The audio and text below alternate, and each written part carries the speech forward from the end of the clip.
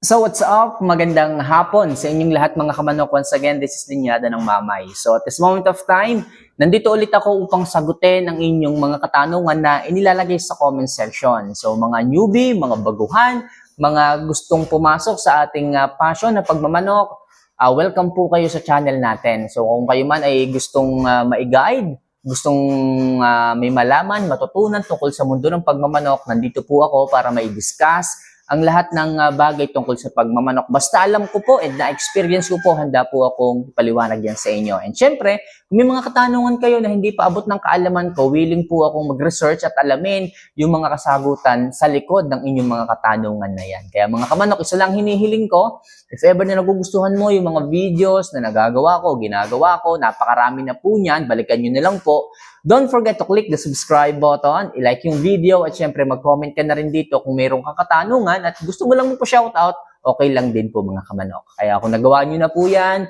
maraming salamat at simulan na po natin ang topic ngayong hapon na ito.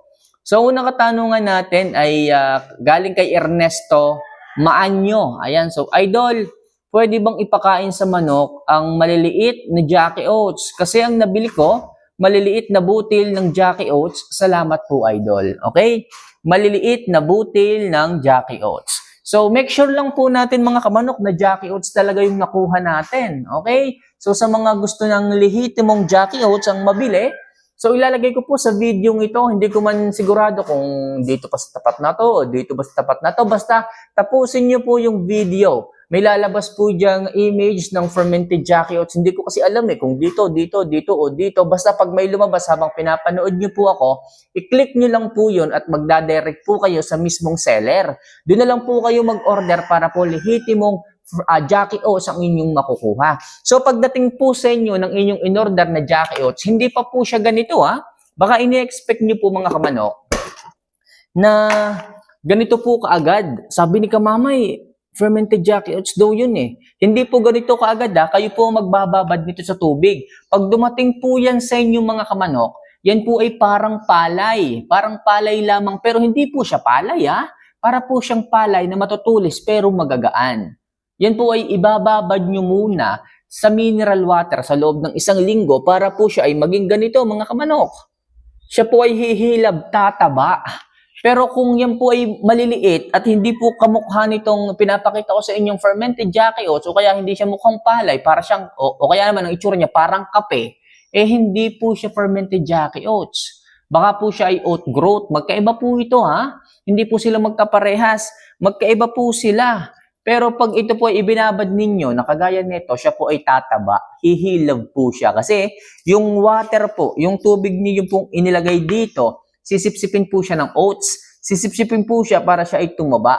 At pag po siya ay sinipsip sa loob ng 1 linggo, doon po nadidevelop ang magandang minerals, especially the amino acid, natural vitamin B12, enzymes, calcium na tumutulong sa pangatawan ng inyong mga manok. Okay? So, sa mga gustong mag-try po nito, dito na po kayo kumuha. Okay, sa video ito may lalabas po dyan. Hindi ko man masigurado kung dito sa video ito, basta tapusin niyo po yung buong video, may lalabas po dyan bigla na Jackie Oats, yung itsura ng Jackie Oats, click nyo na lang po yon. Okay?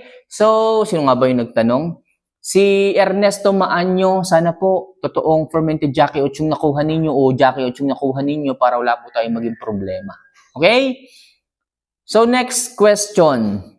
Ito, galing kay Mosh Kelov Game Foul. Ayan, so siya yung nagtanong nito. Sabi niya, pumayat ka, idol. Okay, pumayat daw po tayo, idol. So, mga kamanok, oo, pumayat po tayo kasi po mga kamanok, tayo po ay nagbabawas ng pagkain. Bakit po mga kamanok?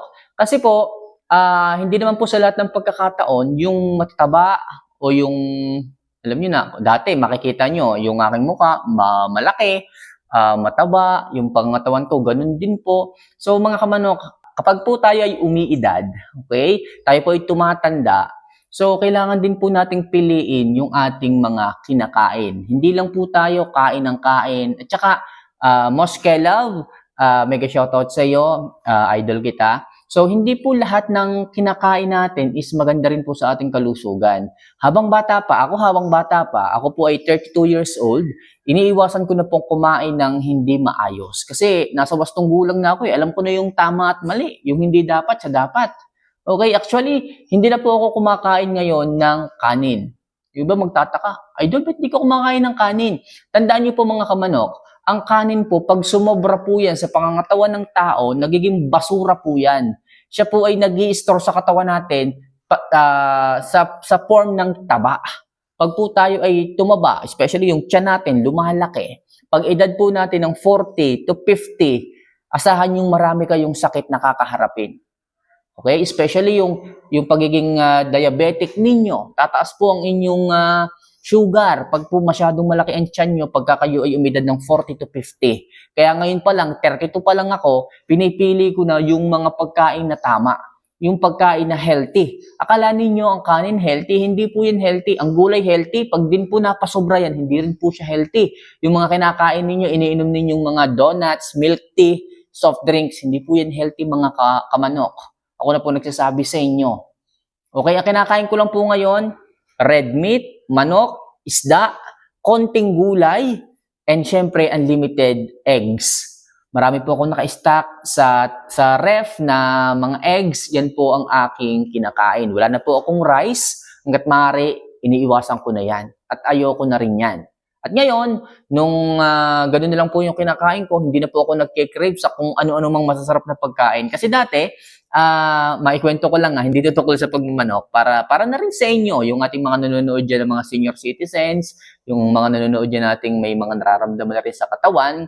So, iwasan na po natin kumain ng mga hindi tama. Ang tama pong pagkain talaga, ulam, red meat, baboy, baka, manok, tilapia, bangus, isda, kung ano man, seafoods, konti lang po na gulay, konti lang po, prutas, konti lang din po. Tandaan nyo, yung mga prutas po na ating kinakain, lalo kung kayo ay matako ng prutas, especially yung mga matatamis, kahit po yan ay natural, yan po ay meron din pong asukal.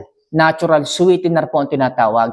Yan po ay pumapasok sa ating liver, sa ating atay. Atay po natin ang sumasala niyan, hindi po yung digestion natin. Yung atay po, yung vitamina pong nakukuha dyan, atay po yung nag-filterize bago niya i-deliver sa iba't ibang part ng ating katawan. So ngayon, pag po masyadong marami pong matatamis na prutas ang ating kinakain, nag-i-stored po yan sa ating liver, sa ating atay, at nagkokos po yan. Pag po sobrang dami na nagkokos po yan ng fatty liver.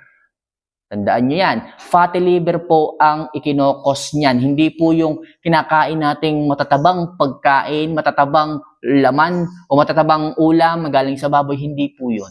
Hindi po yun ang pinanggagalingan ng fatty liver, kundi sa matatamis na prutas na ating kinakain. Tanging atay lang po nag-filterize ng tamis na galing sa mga prutas. Yan po ang tatandaan ninyo. Kaya po kayo nagkaka-fatty liver dahil po sa mga prutas na inyong kinakain. Kasi siya po ang nag-filterize lahat ng prutas na dumadaan sa ating sistema. Okay? So malinaw po tayo dyan. So most love, sana na-explain ko sa iyo kung bakit po tayo ay medyo pumayat at nagbawas tayo ng pagkain. Hindi na po tayo kumakain. Zero rice na po tayo ngayon.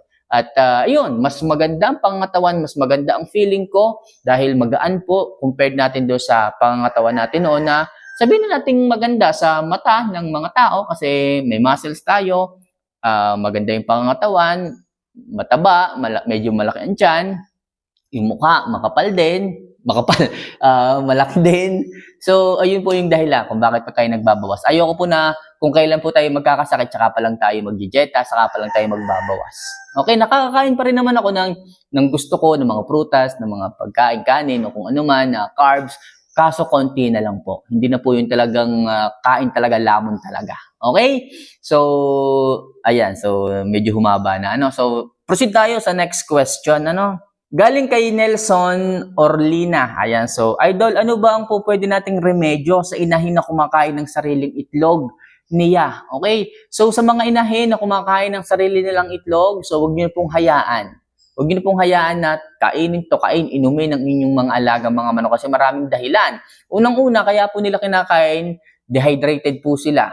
Ilang araw po silang naglilimlim, possible hindi na sila bumababa, Kasi naglilimlim nga sila, so nauuhaw, nagugutom po sila at isa lang ang nakikita nila na po pwedeng source na maalis ang kanilang uhaw, so inumin yung kanilang itlog. Kasi yun po ang nakikita nila eh. Once na kanila pong tinuktok na ganyan na basag, makakakita sila ng liquid form na maaaring makaalis ng uhaw nila. Iniinom po nila yon.